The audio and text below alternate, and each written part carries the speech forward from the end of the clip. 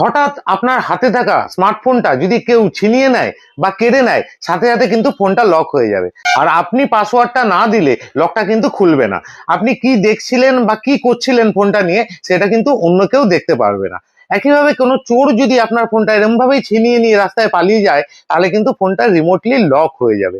সেটাই দেখাবো আজকের ভিডিওতে, কিভাবে এই সেটিংসটা আপনারা অন করবেন। এবং আমার ভিডিওটা ভালো লাগলে অবশ্যই লাইক করবেন, শেয়ারও করবেন, এবং আরো এরকম ইনফরমেটিভ ভিডিও পেতে আমাকে ফলো করুন। প্রথমে এর জন্য আপনাকে স্মার্টফোনের সেটিংসে যেতে হবে। সেটিংসে যাওয়ার পরে একদম উপরের দিকে সার্চ অপশন পাবেন, সেখানে গিয়ে টাইপ করতে হবে আপনাকে থেফট প্রোটেকশন। দেখুন ওখানে আমি থেফট প্রোটেকশন টাইপ করলাম। ঠিক থেফট প্রোটেকশন টাইপ করার পরে তারপরে আমি সার্চ করব। সার্চ করলে যে ইন্টারফেসটা আমার কাছে আসবে, ওখানে লেখাই থাকবে থেফট প্রোটেকশন। ওখানে দেখুন থেফট ডিটেকশন লক, ওই যে অপশনটাকে আমাকে অন করতে হবে। ঠিক তার নিচের দিকে আছে অফলাইন ডিভাইস লক, ওই অপশনটাকেও আপনাকে অন করে দিতে হবে।